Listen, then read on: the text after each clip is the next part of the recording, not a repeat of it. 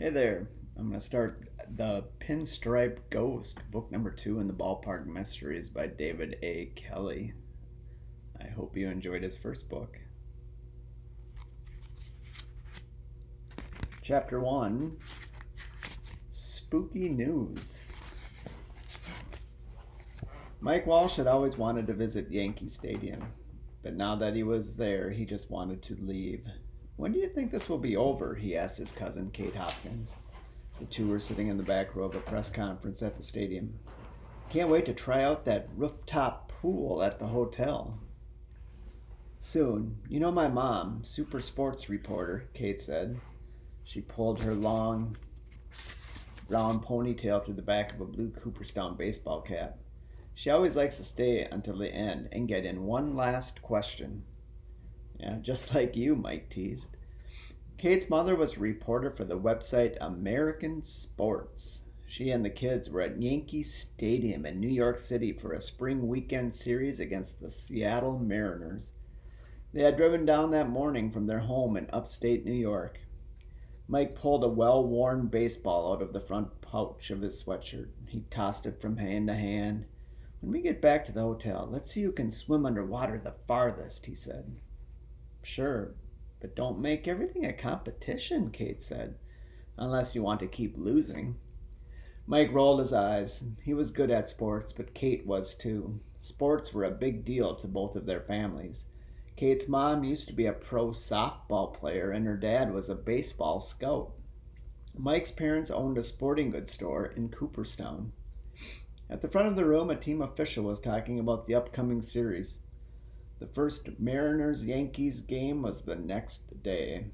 Mike drummed his fingers on the side of his chair. He liked action more than talk, and press conferences were all talk and no action. But at least it was baseball talk. The official finished answering a question. That's it for today, he said, except for one last thing. The famous author, Mr. Robert Williams, will be here all weekend near the main entrance. He'll be signing copies of his new book, Ghosts in the Ballpark, a history of haunted baseball stadiums and supernatural superstars. What about the ghost of Babe Ruth? Mrs. Hopkins asked. Will he show up this weekend? Kate turned to Mike, her brown eyes wide. A ghost? She asked. How come Mom didn't tell us about it? Aunt Laura probably wanted it to be a surprise, Mike replied. Suddenly he wasn't bored at all. Shh, shh, I want to hear what he says. I don't know, the man stammered. He mopped his brow and rifled through his papers. Mike thought he looked as if he was stalling for time.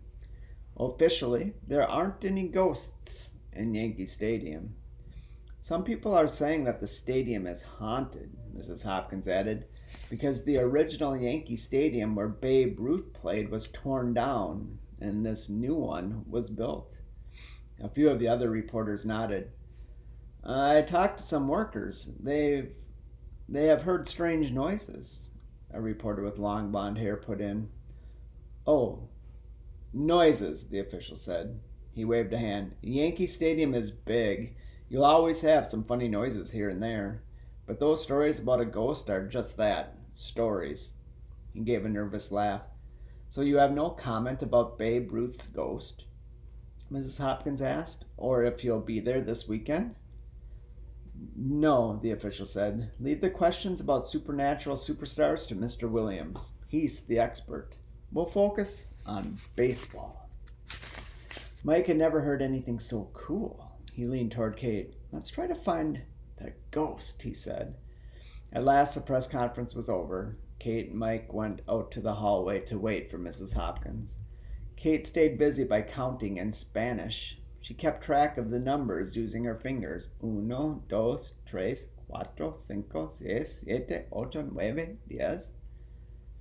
Kate's father spoke Spanish, and she wanted to learn, so she was teaching herself by reading books and practicing. 5 minutes went by. Kate tapped her foot. Sometimes her mom got caught up talking to other reporters. She needed Kate to remind her to move along. Well, I'm going to go find my mom, Kate said to Mike. We'll meet you here. Kate stepped back into the press room. Meanwhile, Mike leaned against a soda machine and tossed his baseball back and forth. The crowd of reporters thinned out. Whoosh. The baseball slipped past Mike's left hand. Clunk, clunk, clunk. The ball bounced on the floor and rolled into the foot of a passing workman. He was wearing a blue shirt that read Ace Air Conditioning. Little white clouds and icicles circled the words. Another workman was following him. The first workman bent down and picked up the ball. "Hey, you'd better work on your catches, Mickey Mantle," he said. He tossed the baseball back to Mike. "You're not going to make it to the Yankees with that kind of fielding." "Thanks," Mike said. A blush spread over his freckled face. "Sorry." "Oh, no problem," the workman said. Mike looked more closely at him. He had curly red hair poking out from under his Yankees baseball cap. He wasn't very old at all, probably a teenager.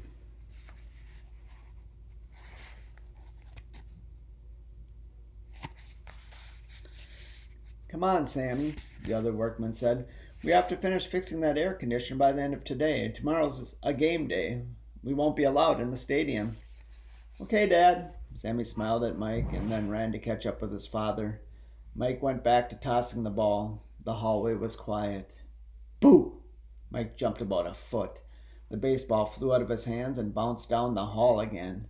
Kate and Mrs. Hopkins laughed as Mike scrambled after it. "Thinking about ghosts?" asked Kate. "No, just one ghost," Mike said. "Babe Ruth's ghost. If he's really here, I want to see him." "I thought you'd like the ghost story," Mrs. Hopkins said, and she winked at him. "And I know something about it that no one else does." Chapter 2. New York, New York. 15 minutes later, Mike, Kate, and Mrs. Hopkins were sitting in the back of a taxi heading to their hotel. It was still a bit chilly outside, but the bright spring sun warmed the car's black vinyl seats. "Okay, Aunt Laura," Mike said. "Spill it." Kate's mom laughed and shook her head. "No way. Reporters don't have info handed to them. You have to learn how to figure it out. But I'll give it to you if you can guess it." Kate settled back into the seat. This was her type of game. "Is it a person, place, or thing?" she asked. "Place," her mother replied. "The locker room," Mike shouted. Mrs. Hopkins smiled. "No, Mike, it's not the locker room. You need to ask more general questions until you narrowed it down. Here's a hint. It's someplace you would like, perhaps around lunchtime." "Mom, that's giving it away," Kate said with a frown. She didn't like it when puzzles were too simple. She liked figuring things out. It's either got to be something to do with baseball or food. "Is it a food stand?" "Yes, it is," Mrs. Hopkins said. "Mike?" "Well, Babe Ruth was famous for eating a lot of hot dogs," Mike said, "so I bet it's a hot dog stand." "You got it," Mrs. Hopkins said. "One of the janitors told me about it. Half an hour before every game, the ghost, or whatever it is, can be heard by Bud's hot dog stand." "Well, I know where I'm eating breakfast tomorrow," Mike said. "Hold on, Mike," Kate's mom said. "We don't need to be at the stadium until 4 o'clock. Tomorrow we'll sightsee a little, then we can go to the game early." "Perfect. There's something I want to show you by Grand Central Station, too," Mike said to Kate. Back at the hotel, Mike and Kate spent an hour racing each other in the pool. They had contests to see who could hold their breath the longest. Just before dinner, they borrowed Mrs. Hopkins' computer to do research on ghosts. Sitting on the hotel towels in their wet bathing suits, they scrolled through the pages. "There's not a lot on baseball ghosts," Kate said, "but there's a lot of information on regular, everyday ghosts." She ran a search on the most common signs of ghosts. Usually people heard the sound of footsteps, felt cold air, or smelled strange smells. Sometimes doors or windows opened or closed by themselves. Sometimes objects moved around on their own. "Ooh, that's pretty spooky. At least we know what to look for tomorrow," Mike said. "But now I'm hungry. Winning all those swimming races really tired me out." "You mean watching me win all those races, don't you?" Kate said. I'll race you to dinner. Mike and Kate woke up the next morning when they heard the hotel room door close. Mrs. Hopkins had just come in with a brown paper bag. "You should read the article in today's paper," Mrs. Hopkins said. "It's about ghosts." She emptied the bag onto the small round table near the window. Kate's mom had bought a newspaper, some bagels, and orange juice from a nearby store.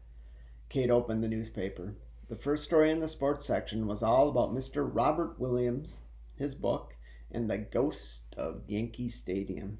Next to the story was a picture of Mr. Williams. He was tall and had a bushy black mustache. Mike poured a glass of orange juice and read the first few paragraphs of the newspaper story. "See," he said, "Mr. Williams says that the ghost is real. I'll bet he's hoping the Yankees will hire him to look into it." Kate helped herself to a bagel. She spread it with butter. "Maybe we should ask him about the ghost," she said. "Don't be so sure he'll help you," Mrs. Hopkins said. "Mr. Williams is a good writer, but he sometimes tells tall tales to help sell his books." After breakfast, Kate, Mike, and Mrs. Hopkins took a 3-hour double-decker bus tour of New York City. Mike and Kate scrambled up to the open-air seats on the top of the bus. They saw the Empire State Building, Rockefeller Center, and Central Park. Mike was amazed at how big the city was. Tall buildings threw long shadows on the busy streets. Every time the bus turned a corner, Mike leaned over the top railing to look down. The bus was long and the turns were tight. It always seemed as if the back end would run over a newsstand or a trash can. "I'm glad I'm not a bus driver here," Mike said to Kate. "I'd be worried about smashing into something." At the end of the tour, they got off the bus near Grand Central. "Okay, Mike," Mrs. Hopkins said. She squinted against the afternoon sun. "We're finally at Grand Central. What did you want to show us?"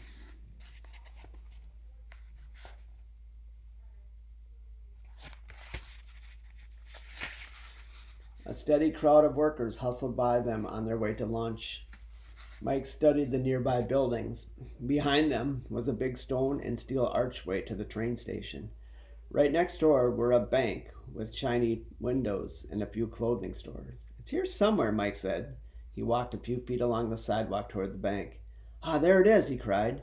He pointed at a large skyscraper, the Grand Hyatt Hotel. Above them, the glass windows of the hotel towered out of sight. "Oh," Kate said with a yawn, "a big hotel. Like we haven't seen any others today." "It's not just another hotel, Kate," Mike told her. "It's the hotel for baseball. A lot of major league teams stay here when they come to play. Baseball teams have been staying at this hotel even before it was the Hyatt. People hang around for autographs. They sometimes catch the players getting on or off the bus before or after the games." Kate looked at the hotel with more interest. "Well, why didn't you say so?" she asked. "That's kind of cool. Think we'll see anyone?" "Not if we're going to make it to the game on time ourselves," Mrs. Hopkins said. She checked her watch. "Anyway, the team has probably already left. Now that we've seen the hotel, let's get a snack and find a taxi to the stadium." "Food. Now that's a great idea," Mike said. "Hey, there's a pretzel cart on the corner." Mike hurried down the street toward a shiny silver pretzel cart with a bright red umbrella. He was halfway down the block before Kate could reply. "Hey, Mike, wait!" she called out. As she did, there was a loud rumbling. Whoosh! Scraps of paper fluttered up from the sidewalk. Mike's hair blew wildly. He tried to shout something back to Kate, but loud metallic screeching drowned out his voice. Then the noise was gone. The papers dropped to the ground. "What was that?" Mike yelled. "I'd say it was a New York City ghost," Kate said, laughing. "Loud noises, bad smells, papers moving without any reason. Did some cool air blow all over you?" "No, it was hot air. But seriously, Kate, what was that?" Mike asked again. "Well, it might have been a ghost, but I think it was just a subway train," Mrs. Hopkins said. "They run right under this street. The screeches were the train's brakes." "But what about all that wind?" Mike asked. "Look at the sidewalk," Kate said. Mike looked down. Under his bright red sneakers was a large metal grate. It looked like a big tic-tac-toe board with holes. Whenever a subway train comes by, it forces the air in front of it out of the tunnel.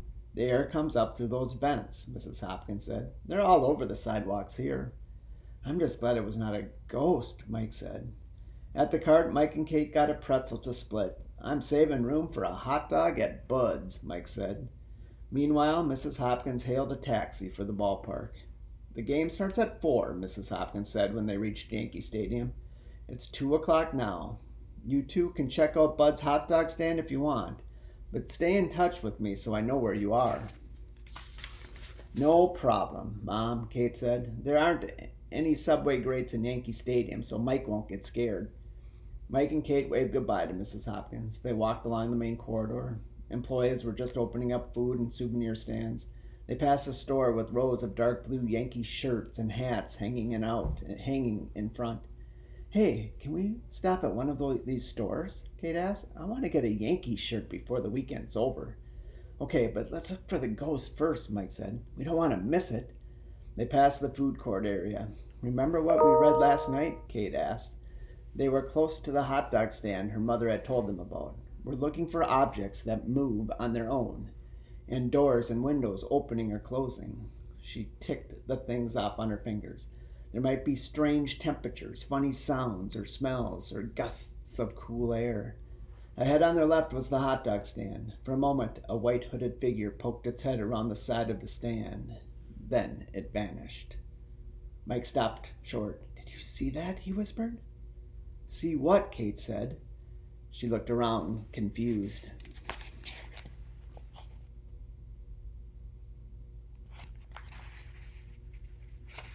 I don't know, Mike shook his head. He pointed to the hot dog stand. I thought I saw something over there. It looked like a ghost. Kate squinted. All she saw were shadows. There's nothing there now, she said. Slam! A metallic bang echoed through the hallway. Bright light flooded the area. A blast of hot air rushed by. Then it was quiet again. Mike and Kate looked up. The ghost was right in front of them. And that is the end of chapter 2.